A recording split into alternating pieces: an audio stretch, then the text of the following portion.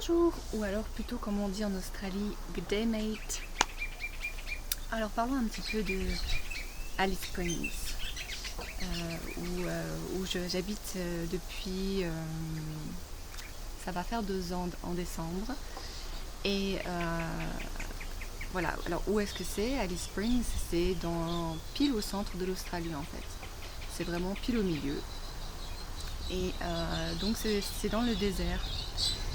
Donc vous vous demandez sûrement dans le désert, bon elle a un pull, c'est bizarre. Tout simplement parce que pour l'instant c'est encore, c'est le printemps, vu que les saisons sont inversées en Australie et donc en gros à peu près 5 mois par an. Il fait une température plutôt acceptable, alors que le reste du temps, ça fait partie d'ailleurs d'un de mes points pour vous parler des inconvénients et des avantages. Un des inconvénients et très grand inconvénient, c'est que c'est le désert et donc 8 mois par an, il fait une chaleur nucléaire et on est dans les 45 degrés.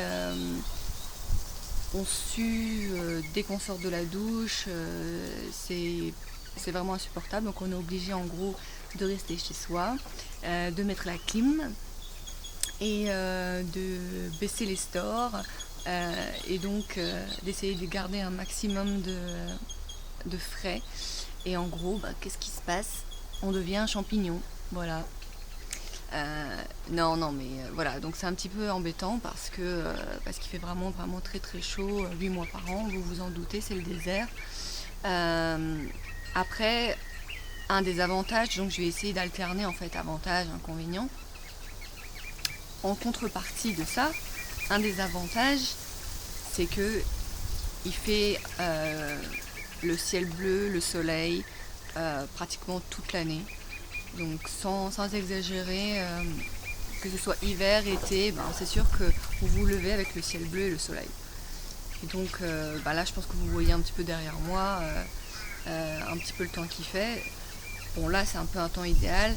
Après il y a toujours dans tous les cas le ciel bleu, même quand il fait froid, même quand il fait super chaud, forcément quand il fait super chaud. Et ça c'est quand même très agréable de se réveiller avec le soleil et le ciel bleu, surtout pour quelqu'un qui comme moi vient du nord de la France et du nord-est de la Lorraine, et je me suis toujours plaint en fait du ciel gris, tu te réveilles, il fait gris. En fait le temps ne se décide pas, le temps ne sait pas s'il a envie qu'il fasse beau ou pas, donc tu es un petit peu en mitigé en fait. On dit pas qu'il fait moche, mais il fait gris. Voilà. Donc ça c'est bien agréable. Alors j'ai pris quand même quelques petites notes. Après, qu'est-ce qu'il y a d'autre comme avantage? Donc il faut savoir qu'on est donc dans le centre de l'Australie, mais qu'on fait partie en fait ce qu'on appelle le territoire du Nord, Northern Territory. Et dans en fait ce territoire en fait il n'y a que deux grandes villes. Donc il y a Alice Springs qui est considérée comme une grande ville alors que c'est plutôt c'est une petite ville, donc il y a à peu près 29 000 habitants. Et sachant que 29 000 ça peut paraître beaucoup, mais qu'en fait c'est très étendu Alice Springs. Voilà. Donc en fait le centre-ville est minuscule, mais je pense qu'il y a surtout beaucoup d'habitations. Voilà. La deuxième grande ville c'est Darwin, qui est tout au nord de l'Australie.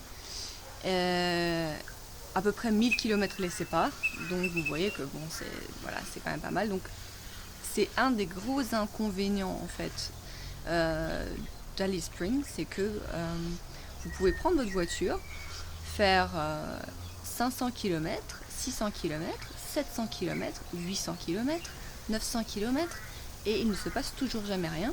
Vous êtes au milieu de nulle part. Et donc, si vous voulez chercher un petit peu plus d'action, parce qu'il ne se passe pas grand-chose ici, il faut prendre la voiture. Il faut savoir que la ville la plus grande que Alice Springs, la prochaine ville la plus grande, ça sera Darwin ou Adelaide, qui sont à peu près à 1000 km de distance. Alors, bien sûr, vous pouvez prendre l'avion, mais l'avion, ça coûte un bras. En fait, quand on vit à Alice Springs, c'est un des gros inconvénients, c'est que tout est cher. Voilà. Donc déjà, vu les températures un petit peu compliquées, il y a beaucoup d'importations déjà pour la nourriture. Alors la nourriture, déjà en Australie, c'est déjà pas donné. À Alice Springs, c'est encore moins donné. Et les logements, les locations, même si on voulait acheter une maison, en fait, tout est vraiment très cher. Ce qui est bizarre, en fait. Parce que, comparé à comment on dit, un loyer à Sydney, ça sera à peu près équivalent, bizarrement. Alors que vous êtes quand même dans un endroit tout petit qui est au milieu de nulle part. Aussi, question prix, donc si vous voulez prendre l'avion et aller dans une grande ville, ça coûte aussi énormément, ça coûte vraiment très cher. Il faut compter minimum,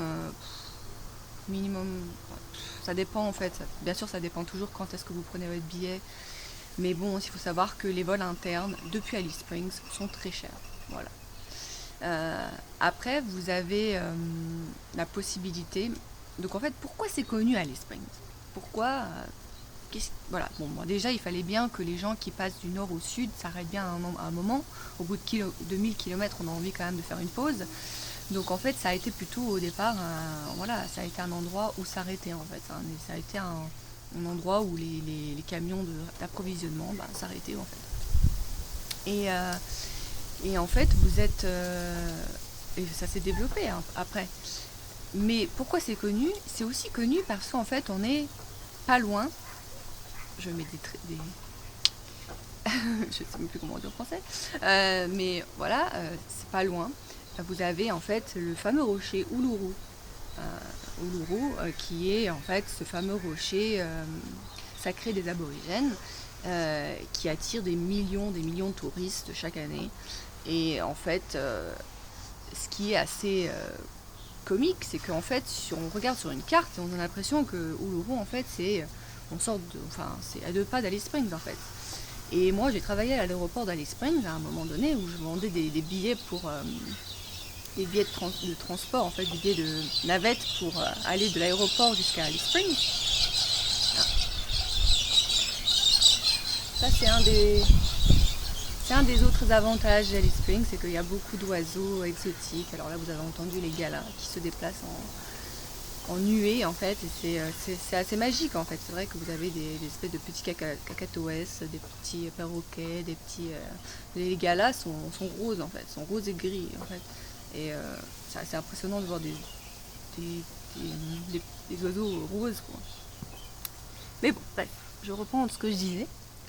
Donc je disais que Uluru, en fait, voilà, donc c'est ce fameux rocher aborigène qui est très connu et qui paraît être en fait tout près d'Alice Springs. Et moi, j'ai travaillé à l'aéroport et en fait, j'avais en fait parfois des gens qui arrivaient de n'importe où et qui me disaient bon voilà, maintenant j'aimerais bien prendre un taxi pour aller à Uluru.